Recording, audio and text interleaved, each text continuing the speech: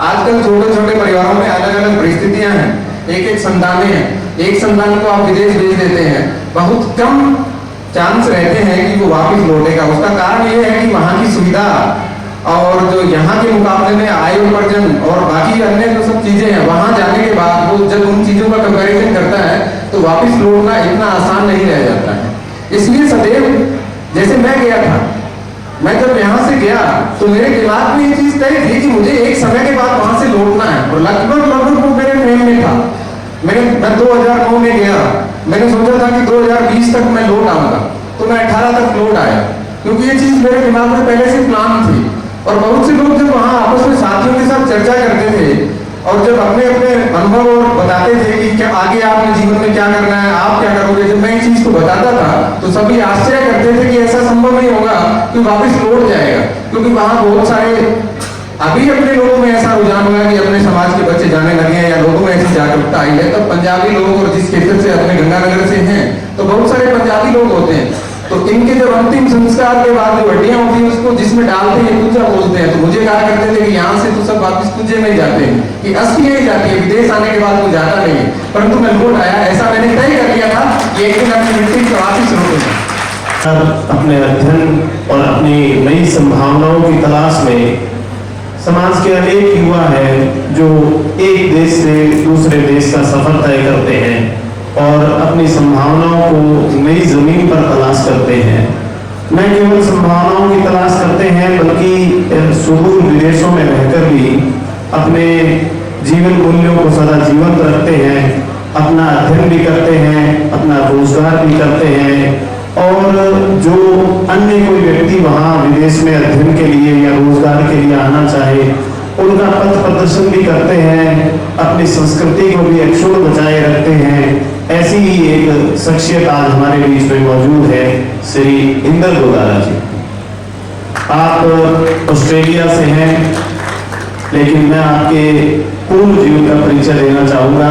श्री इंदर जी गोदारा, सुपुत्र स्वर्गीय श्री शंकरलाल जी गोदारा, आप 9FA माजीवाला श्री करणपुर के निवासी हैं। आपने जूडो व कबड्डी में राज्य स्तर पर स्वर्ण पदक प्राप्त कर दोनों में आपने राष्ट्रीय स्तर तक प्रतिनिधित्व किया है। 2009 में आप ऑस्ट्रेलिया चले गए, बिजनेस मैनेजमेंट की पढ़ाई 2012 में पूरी की और 2013 में आपको ऑस्ट्रेलिया की नागरिकता प्राप्त हुई। श्रीमान इंदर गोदारा जी। लाला शक्ति इस पावन धरा पर गुरु महाराज को नमन करते हुए परम श्रद्धेय स्वामी सच्चिदानंद जी के सादर चरणों में वंदन। कार्यक्रम के अध्यक्ष,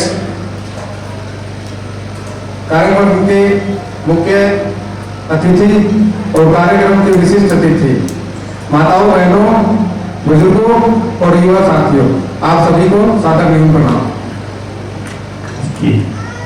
इंदर जी, अभी हम आपसे ये जानना चाहेंगे कि आपने विदेश जाने का, ऑस्ट्रेलिया जाने का, वहाँ अध्ययन करने का फैसला कैसे लिया, ताकि उसके बाद हम कालांतर में आगे और भी प्रश्नों की श्रृंखला रखेंगे, पर हम सफर को वहां से शुरू करना चाहेंगे जहां से आपने विदेश जाने का फैसला किया। संदीप जी, बात इस निर्णय की करूं तो 2009 में शिक्षा पूरी करने के बाद मैं बैचलर इन फिजिकल एजुकेशन कर लिया था। राजस्थान विश्वविद्यालय में आगे मास्टर इन फिजिकल एजुकेशन के लिए मेरा दाखिला हो चुका था, परंतु उस समय परिस्थितियां ऐसी थी कि मेरे कुछ बहुत सारे साथी जो मेरे साथ पढ़े खेले, मुझसे 1-2 वर्ष पूर्व वो विदेश चले गए थे और लगभग वो ऑस्ट्रेलिया चले गए थे। वो बड़ी संख्या में थे, लगभग कहूँ तो 40-50 लोग थे। तो जब मैं बैचलर इन फिजिकल एजुकेशन कर रहा था तो उनसे मेरा संवाद हुआ करता था निरंतर। बाद में वो 1-1.5 वर्ष बाद जब भारत लौटे और उन्होंने जब उनसे मेरे अनुभव साझा किए तो उन्होंने मुझे बार बार यही कहा कि आप ये देख सकते हैं। तो इसलिए उनकी इस बात पर विचार करते हुए मैंने मन बनाया और आगे की तैयारी कर विदेश चला गया।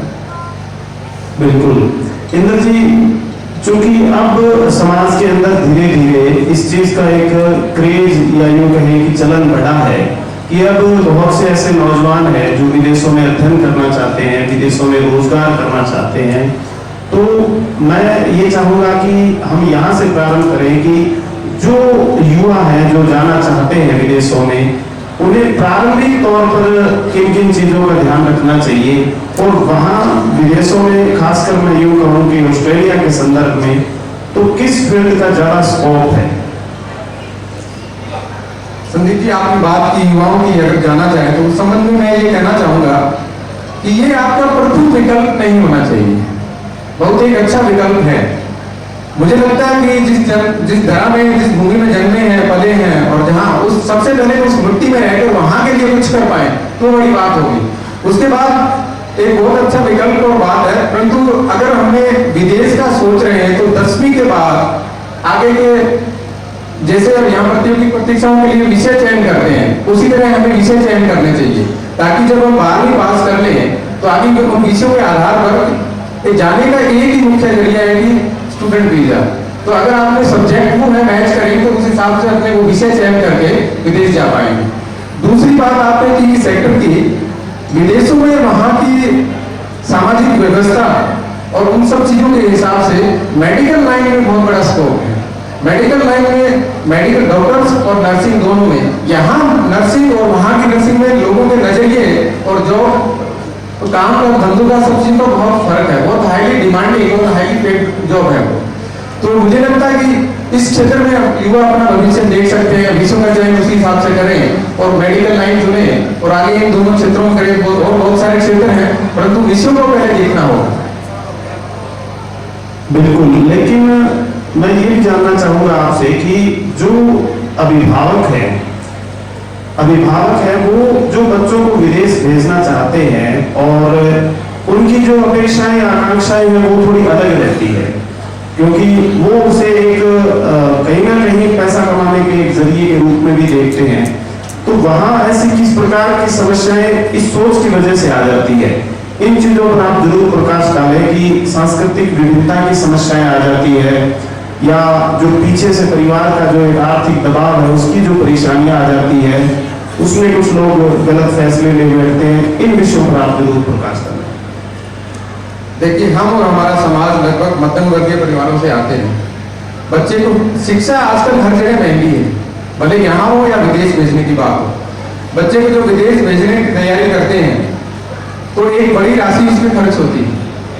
बच्चा यहाँ फीस भर के जाता है और वहां जब पहले यहाँ अपने 6 महीने की फीस भर के जाएंगे तो एक बड़ा आर्थिक जो बोझ है परिवार पर आ जाता है। बच्चे के वो बात जो बात है दिमाग में कहीं नहीं रहती है कि मुझे अपने परिवार का वो बोझ हल्का करना है।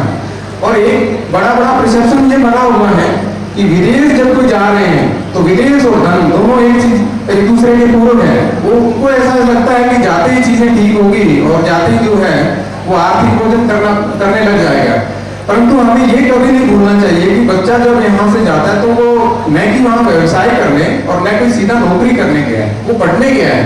पहले वो जाके अपनी पढ़ाई करेगा, लगभग 3 या 4 दिन उसकी क्लास होगी सप्ताह में।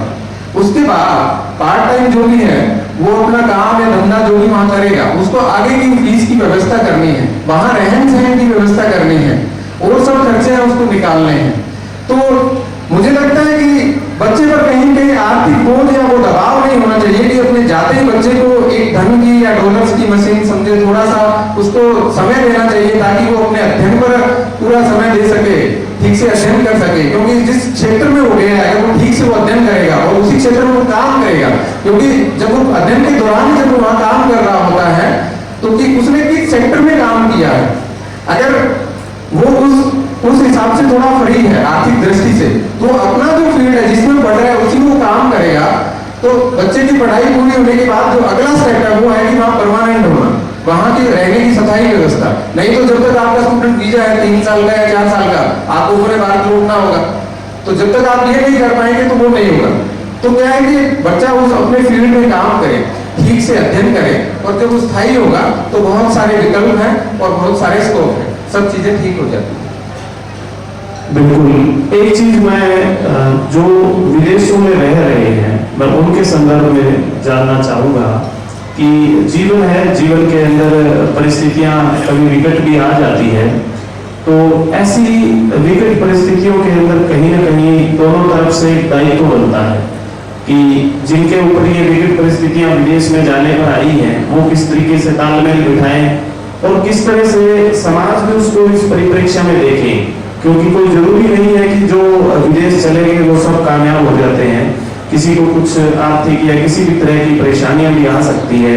तो मैं ये चाहूंगा कि आप अपने वक्तव्य से समाज का जो ये नजरिया है, इस नजरिए में भी कुछ सुधार हो, ऐसा अपेक्षित बात बताएं। देखिए, देश और प्रदेश में बहुत फर्क होता है। जब अपनी धरा और मिट्टी से दूर चले जाते हैं, सात समुद्र पार, तो दुख सुख धूप छांव परिवार में यहाँ भी आती है और वहाँ भी विकट परिस्थितियाँ आती हैं। बहुत सब चीज़ों का सामना करना होता है। यहाँ अपने परिवार समाज सबकी छाया में पले बड़े होते हैं, बहुत सारा सहयोग रहता है, इमोशनल सपोर्ट रहती है। वहाँ थोड़ा कड़वा सत्य है कि जाने के समय महीने 2 महीने कोई अपनी सहयोग करेगा, वहाँ ऐसी सामाजिक व्यवस्था है कि ना तो इतना समय में निकाल पाएगा अगर कोई करना भी चाहे। चीजें अपने आप को हमें ठीक करनी होगी। तो परिवार को ये चाहिए कि परिवार को और जाने वाले बच्चों को इन दोनों चीजों के बीच में समन्वय बनाकर रखें, बच्चे पर अनावश्यक किसी तरह का दबाव न रखें। और अगर परिवार में ऐसी कोई परिस्थिति होती है तो बच्चे को भी चाहिए कि ठीक है वो वहाँ अध्ययन कर रहा है, रह रहा है, परंतु पीछे भी अपने परिवार और परिवार की परिस्थितियों को न भूलें और वापिस सब चीजों का ध्यान रखें। बिल्कुल इंदर जी, अभी पिछले कुछ समय पूर्व जब स्वामी जी ऑस्ट्रेलिया गए थे तो हमने सोशल मीडिया के माध्यम से देखा कि आपने किस तरह से एक व्यक्तिगत रूप से और सामाजिक रूप से ऑस्ट्रेलिया में जो बिश्नोई समाज के बंधु रहते हैं उन्हें किस तरह से एक स्वामी जी के साथ मिलकर एक सूत्र में पिरोया। हालांकि सांस्कृतिक और भौगोलिक विभिन्नताएं हैं, लेकिन फिर भी उन विभिन्नताओं के बीच में आपने कहीं न कहीं एक बहुत सकारात्मक ऊर्जा का संचार किया।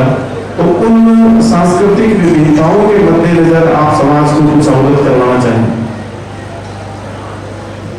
सबसे पहले तो गुरुदेव का धन्यवाद कि उन्होंने वो समय निकाला और उन्होंने हमें वो सानिध्य दिया। बहुत अलग समय, केवल 10 दिन के लिए गए थे। ऑस्ट्रेलिया बहुत बड़ा देश है, उसके जो शहर है दूर दूर बसे हुए हैं। एक शहर से कई बार तो 4-4 घंटे की फ्लाइट रहती है। 10 दिनों में वहाँ रहना, घूमना, मिलना तो बहुत नहीं कर पाए। बहुत सारे लोगों की शिकायतें भी रही, परंतु गुरुदेव का जो हमें सानिध्य मिला, उस आनंद और वो जो आध्यात्मिक अनुभूति हुई, उसको शब्दों में बयान नहीं किया जा सकता। पहली बार ऐसा हुआ था और हम लोगों का अनुभव था कि विदेशी धरा पर हम सब लोगों के बीच में कोई संत गए थे और हमें जाकर वहां बांधा और जोड़ा था। जोड़ने की ये बात है कि जब गुरु जी की सूचना जाने की मिली सोशल मीडिया के माध्यम से वहां और यहाँ रह रहे अपने बच्चों के परिवारों पे, तो उन बच्चों से उन्होंने घर वालों ने संपर्क किया कि गुरु जी वहां प्रवास पर हैं। तो जब गुरु जी को 2-3 दिन हो गए थे वहां जाने के बाद, तो आगे आगे 2-3 शहरों में कार्यक्रम बनते गए, परंतु समय अभाव था। जिस दिन किसी के घर हवन का या अन्य कोई धार्मिक अनुष्ठान होता तो वहां जो अपने कम से कम जो जितने जानकार थे उन लोगों को या उस शहर में रह रहे बच्चों को बुलाते। और ऐसा हुआ कि वहां रह रहे अन्य परिवार और युवा जो लोग हैं वो बिना बुलाए गुरु जी की सोशल मीडिया के माध्यम से सूचना पाकर भी वहां आए। तो लगभग 100 की संख्या एक जगह पर रहती थी। तो हमारा अनुभव ये रहा कि वहां जो लोग वहां जो रह रहे थे गुरु जी के माध्यम से आपस में पहली बार मिले और उन लोगों को इतना पता ही नहीं था कि इस शहर में हमारे अगल बगल में या आस पास में इतने विश्व रह रहे हैं। तो धर्म और समुदाय कहीं जोड़ने का काम करते हैं। बिल्कुल इंदर जी, ये वाकई ये यात्रा बहुत ऐतिहासिक रही और आपने भी जिस तरह से एक मुख्य सूत्रधार की भूमिका निभाई, तो उससे सुदूर विदेशों में बैठे जो जामानी बंधु हैं उनके बीच में समाज, अपनत्व और इन सब चीजों, इन सब भावों का समावेश जरूर हुआ। एक इंदर जी महत्वपूर्ण बात मैं आपसे ये भी जानना चाहूंगा कि हम चले तो जाते हैं लेकिन हमें लौटना नहीं आ पाता और उस चक्कर में होता क्या है कि हम अपनी जड़ों से भी उखड़ जाते हैं और वहां जाकर भी हमें अगर कोई परिस्थितियां विकट आ जाए तो फिर हम वहां भी एडजस्ट नहीं हो पाते। तो मेरा ये मानना है कि व्यक्ति जाए तो उसे लौटना भी आना चाहिए। इस विषय के ऊपर आप क्या कहना चाहेंगे? पंडित जी, इसीलिए आपके पहले प्रश्न पर मैंने कहा था कि ये पहला विकल्प नहीं होना चाहिए बच्चे को विदेश भेजना। ये एक बहुत अच्छा विकल्प है, परंतु पहला नहीं होना चाहिए। आजकल छोटे छोटे परिवारों में अलग अलग परिस्थितियां हैं, एक एक संतानें हैं, एक संतान को आप विदेश भेज देते हैं, बहुत कम चांस रहते हैं कि वो वापस लौटेगा। उसका कारण ये है कि वहाँ की सुविधा और जो यहाँ के मुकाबले में आय उपार्जन और बाकी अन्य जो सब चीजें हैं, वहां जाने के बाद वो जब उन चीजों का कंपैरिजन करता है तो वापस लौटना इतना आसान नहीं रह जाता है। इसलिए सदैव जैसे मैं गया था, मैं जब यहाँ से गया तो मेरे दिमाग में ये चीज तय थी कि मुझे एक समय के बाद वहां से लौटना है, और लगभग वो मेरे ट्रेन में था। मैं 2009 में गया, मैंने सोचा था कि 2020 तक मैं लौट आऊंगा, तो मैं 18 तक लौट आया, क्योंकि ये चीज मेरे दिमाग में पहले से प्लान थी। और बहुत से लोग जब वहाँ आपस में साथियों के साथ चर्चा करते थे और जब अपने अपने अनुभव और बताते थे कि क्या आगे आपने जीवन में क्या करना है, आप क्या करोगे, जब मैं इस चीज को बताता था तो सभी आश्चर्य करते थे कि ऐसा संभव नहीं होगा कि वापस लौट जाएगा, क्योंकि वहाँ बहुत सारे अभी अपने लोगों में ऐसा रुझान हुआ है कि अपने समाज के बच्चे जाने लगे हैं या लोगों में ऐसी जागरूकता आई है। तब पंजाबी लोग, और जिस क्षेत्र से अपने गंगानगर से हैं तो बहुत सारे पंजाबी लोग होते हैं, तो इनके जब अंतिम संस्कार के बाद जो हड्डियां होती हैं उसको जिसमें डालते हैं पूजा बोलते हैं, तो मुझे कहा करते थे कि यहाँ से तो सब वापस पूजे में जाते हैं, कि अस्थियां ही जाती है, विदेश आने के बाद कोई जाता नहीं है। परंतु मैं लौट आया, ऐसा मैंने तय कर लिया था कि एक दिन अपनी मिट्टी को वापिस लौटूंगा, क्योंकि भारत भूमि है। आज संयोग से एक बड़ी महान विभूति का जन्मदिन है। राष्ट्रीय स्वयं सेवक संघ के दूसरे सरसंघ चालक गुरु गोविंदकर जी आज के दिन जन्मे थे। तो उन्होंने कहा था भारत भूमि के बारे में कि भारत माता पिता और गुरु तीनों के कर्तव्य है, उनका निर्वहन करता है। तो ये भारत केवल भूमि और ये भूमि का टुकड़ा नहीं है, इसमें संस्कृति, माता पिता गुरु सब चीजें हैं। तो कहीं न कहीं अपना दायित्व बनता है कि इस माटी के प्रति अपना ऋण होता है। जैसा अपनी माँ की कोख के प्रति, अपनी संस्कृति के प्रति होता है, उसी तरह इस धरा और माटी के प्रति भी अपना ऋण होता है। तो हमें ये सोचना चाहिए और जरूर जैसा भी समाज का, देश का, राष्ट्र का किसी तरह सहयोग कर सके करना चाहिए। वहां सुख जरूर मिलता है परंतु आनंद नहीं मिलता। सुख और आनंद में बहुत फर्क है। मेरा जो अनुभव मेरा रहा, सुख से है कि आपको पैसा मिल जाएगा, सुविधाएं मिल जाएगी, परंतु अपना जो आनंद है, परम वैभव है, वो कभी नहीं मिलता है वहां। एक प्रार्थना की मुझे कुछ पंक्तियां मैं बताना चाहूंगा इसी भारत भूमि को समर्पित करते हुए कि प्रभो शक्तिमान हिंदू राष्ट्र भूता इमे सादरम स्वाम नमामो वयम तोदिया कार्य बदला कटियम सुभावान शीशम देतत भूते। हे सर्वशक्तिमान परमेश्वर, इस हिंदू राष्ट्र के घटक के रूप में मैं तुमको सादर प्रणाम करता हूँ। आपके ही कार्य के लिए हम कटिबद्ध हुए हैं, इकट्ठे हुए हैं, हमें इस कार्य को पूरा करने के लिए आशीर्वाद दें। ये भाव हमेशा अपने मन में रहना चाहिए। बिल्कुल जी, बहुत खूब। मैं सदन को ये अवगत करवाना चाहूंगा कि अपने राष्ट्र और अपनी मातृभूमि और अपने परिवार के प्रति इतनी प्रतिबद्धता वाले शख्स थे। आप सोच सकते हैं कि किस तरह से विदेशी धरती और विदेशी संस्कृति के साथ में भी अपना सामंजस्य बैठा लिया होगा, और वहाँ की समस्त सुख सुविधाओं का उपभोग करने के बाद में भी इन्होंने अपने मन मस्तिष्क के किसी कोने में अपने राष्ट्र को, अपनी जमीन को जिंदा रखा, बचाए रखा, और वो जो प्रेम था, वो जो अपनापन था, वो इन्हें अपनी मातृभूमि की तरफ पुनः खींच लाया। हमारा उद्देश्य ये था कि इस संवाद के माध्यम से आज हमारे समाज में जिस तरह से विदेश जाने के प्रति क्रेज बढ़ा है, तो कहीं ऐसा नहीं हो कि वो विदेश जाना एक फैशन बन जाए और उसकी ओट में या उसकी आड़ में जो है वो युवा कहीं शोषण के शिकार हो जाए, कहीं ना कहीं युवा अपनी मातृभूमि से, अपनी जड़ों से टूट जाए। इसलिए इंद्र जी गोदारा ने अपने वक्तव्य के माध्यम से उस न केवल उन युवाओं को आगाह किया है, अपितु उन अभिभावकों को भी आगाह किया है जो कहीं न कहीं अपने संतानों को विदेश भेजकर उनको एक पैसे बनाने की मशीन के तौर पर समझने लग जाते हैं। अंत में इंद्र जी, मैं आपसे निवेदन करूंगा कि आपके सुदूर विदेश का कोई ऐसा अनुभव या आपके जीवन की कोई ऐसी अन्य बात जिसे आप सदन के साथ साझा करना चाहें। संदीप जी, युवाओं का सम्मेलन है, गुरु जी बहुत समय से इसे करते आ रहे हैं और यहाँ से चले इस सम्मेलन आज गांव-गांव पहुंच गया। पिछले महीने हमने डाबला में उदाहरण देखा। कोरोना काल के समय में आज का जो युवा है वो सोशल मीडिया का युवा है। सोशल मीडिया का कैसे सदुपयोग किया जा सकता है ये हमें गुरुजी से सीखना चाहिए। कोरोना काल में जब हम लोग एक सीमाओं में और घरों में बंद थे तो सोशल मीडिया के माध्यम से कैसे गुरुजी ने यहाँ रहते हुए लोगों के घरों में रहते हुए आध्यात्मिक और अपने संदेश पहुंचाए और कैसे चीजों को प्रचारित और प्रसारित किया, किस तरह से सदुपयोग किया। क्योंकि इस युवा सम्मेलन में हम युवाओं के रोजगार और संस्कार की बात कर रहे हैं। संस्कार और रोजगार एक दूसरे के पूरक है। संस्कार है तो रोजगार की संभावनाएं बढ़ती हैं, और अगर रोजगार संस्कार विहीन है तो उसमें वो परम आनंद नहीं मिलता। आज की जो युवाओं में दो रोजगार से पूर्व दो ही समस्याएं हैं। वो समस्या है एक तो नशा और दूसरा है कि गलत संगति, कुसंगति। नकारात्मक दृष्टिकोण की ओर जो युवा है बहुत जल्दी आकर्षित होता है। कल युवा संसद थी, युवाओं ने बहुत ही अच्छे विचार रखे, नशे पर बहुत सारी बातें हो चुकी। फिर भी अब विषय को टच करना चाहूंगा। अगर हमने रोजगार और उसमें युवाओं नशे पर रखी और एक किसी ने प्रतिभागी ने व्यापार पर भी अपने विचार रखे थे कि नौकरियों के अलावा व्यापार में या व्यवसाय में कैसे समाज में या आगे बढ़ सकते हैं जिससे और ज्यादा समाज का सहयोग हो सके या समाज को आगे ले जा सके।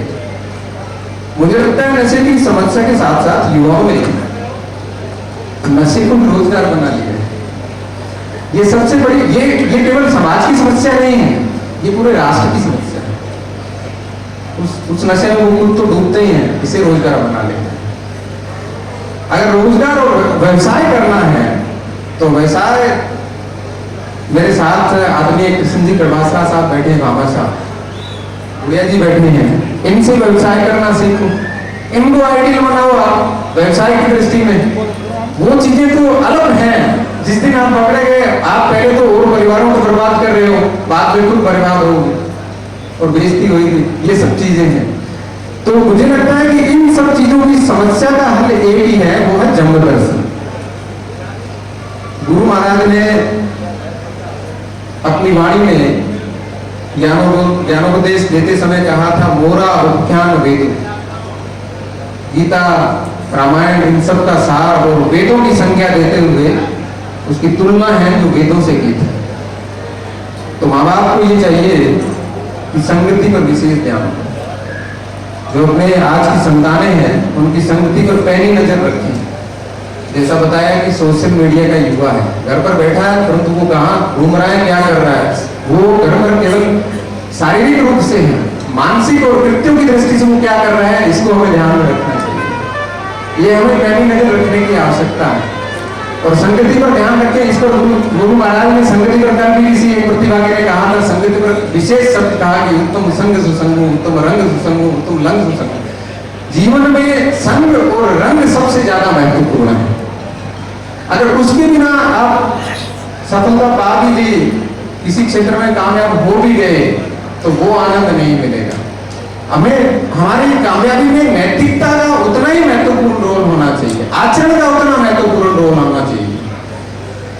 गुरु महाराज की शब्दवाणी में एक जगह उल्लेख आता है कि कर्ण दधीर शिविर बलि राजा, बहुत करे श्री राम जो आचार्य।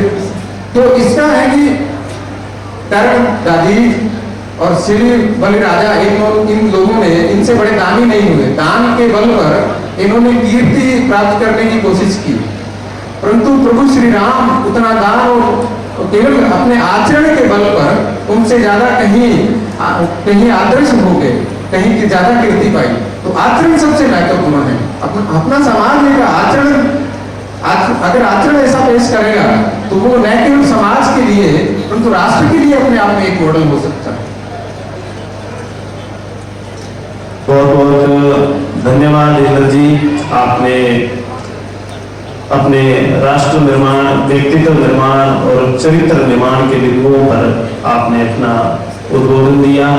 विदेशी धरती पर रहने के बावजूद भी आपके मन में व्यक्तित्व, चरित्र और राष्ट्र निर्माण की जो प्रबल उत्कंठा है, उसी का यह प्रमाण है कि आपने इतनी सरल और इतनी नपी तुली भाषा में युवाओं को एक संदेश दिया। आपका बहुत बहुत तो देखिए, एक मिनट में आपसे पूछना चाहूँगा। जी जी बिल्कुल। देखिए, ये जरूरी नहीं होता कि जीवन में केवल संसाधन और संस्थान से ही, अगर अच्छे संस्थानों से पढ़े हैं तो वही कामयाब होगा। ये आज छठा युवा सम्मेलन है। लगभग हम पीछे और आज नजर चुरा के देखें तो जैसी पृष्ठभूमि से ये कामयाब प्रतिभागी आते हैं और आज जो आए जिन्होंने अपना अनुभव बताया कि इनकी पृष्ठभूमि देखिए, उसमें सभी ग्रामीण परिवेश से थे, सभी सरकारी विद्यालयों से पढ़े हुए हैं, बहुत आम खेती और किसान परिवारों से हैं। उसके दो उदाहरण मैं और देना चाहूंगा कि एक अकेला आदमी वन में आर्मी की तरह बहुत कुछ कर सकते हैं। आज जिस पवन धारा पर हम जहाँ बैठे हैं, आज से 15 वर्ष पूर्व हम इस जगह और स्थिति को याद करें तो ब्रह्मलीन श्रद्धेय स्वामी राजेंद्रानंद जी महाराज, उस समय न तो कोई कनेक्टिविटी थी, न यहाँ कोई उस कंकेड़ी के सिवा, उस एक दो भवनों के सिवा कोई और दूसरे साधन थे। उन्होंने एक अकेले दम पर समाज के सहयोग और गुरु महाराज की कृपा से कितना बड़ा श्रेष्ठ ये जो है धाम बना दिया, और उन्हीं के संस्कारों में पलवित श्रद्धेय गुरु जी उन चीजों को आगे बढ़ा रहे हैं। दूसरी बात, एक संस्था जो है समराथन फाउंडेशन, जिसकी हमने पूर्व में बात कर चुके हैं। 5 वर्ष पूर्व समाज के कुछ डॉक्टर और कुछ अधिकारियों और कुछ उद्यमियों ने मिलकर एक विचार किया कि जैसे जीतो अपने जैन समाज की संस्था की बात हो रही थी कि ऐसी कोई संस्था हो, समाज के जो प्रतिभावान बच्चे हैं जिनको आगे की शिक्षा या तैयारी के लिए कि उनके सपने मरे हैं, उनके सपने मन में न दबे, तो आगे किसी तरह का सहयोग समाज के बच्चों को करने के लिए एक संस्था का संगठन किया जाए। तो कुछ लोगों ने मिलकर एक संस्था खड़ी की, जिसमें हम देख रहे हैं कि आज कितना बड़ा काम किया है, कितने उनके रिजल्ट्स मिल रहे हैं, जिनके 2 साल तो कोविड में चले गए। तो ऐसा नहीं है कि सब चीजें केवल समाज की एक ही संस्था या एक ही व्यक्ति करे। वो एक हृदय हो सकता है, हृदय है तो सब चीजें हैं, प्राण है, परंतु आंख कान हाथ पैर सब चीजें होती है। ऐसी संस्थाएं जैसे लालासर शास्त्री का उदाहरण है, समराथन फाउंडेशन का उदाहरण है, ये सब चीजें, बाकी सब लोगों को भी संगठित होकर समाज के लिए विभिन्न क्षेत्रों में काम करना चाहिए। दूसरी बात है कि संस्थान की बात कर रहे थे कि बड़े संस्थानों से पढ़कर अपने प्रतिभागियों का उदाहरण मैंने दिया। दूसरी बात ये एक उदाहरण इस पर मैं देना चाहूंगा कि दुनिया के दूसरे बड़े देश जनसंख्या की दृष्टि से, और उसको जो बड़ी कुशलता से चला रहे हैं, और दूसरी बात दुनिया का, अपने देश का सबसे बड़ा प्रदेश, और अगर दुनिया के बड़े देशों में देखें तो उत्तर प्रदेश अपने आप में 5वां बड़ा देश हो जाता है अगर जनसंख्या और उस दृष्टि से गणना करें तो एक भगवे में कोई नाथ और एक राष्ट्र को मोदी जी जो चला रहे हैं, वो कोई ऑक्सफोर्ड और हार्वर्ड से पढ़कर कुछ शहजादों की तरह नहीं आए हैं, परंतु वो जिस संस्था से संस्कारित हुए हैं, जहां से उन्होंने संस्कार प्राप्त किए हैं, वहां पर वो ऑक्सफोर्ड से और उन देशों के लोग अध्ययन करने आते हैं। इसलिए संस्कार महत्वपूर्ण है, और कोई भी व्यक्ति कुछ भी कर सकता है। तो बड़े संस्थानों से ऐसा नहीं होता कि बड़े भवनों से, बड़ी सुविधाओं से आप कामयाब हो गए। आप में दृढ़ इच्छा शक्ति होनी चाहिए, आप कुछ भी कर सकते हैं। ऐसा हम दृढ़ से रखेंगे तो जरूर कामयाबी प्राप्त करेंगे। धन्यवाद। बहुत बहुत धन्यवाद इंद्र जी। अब मैं महिला सशक्तिकरण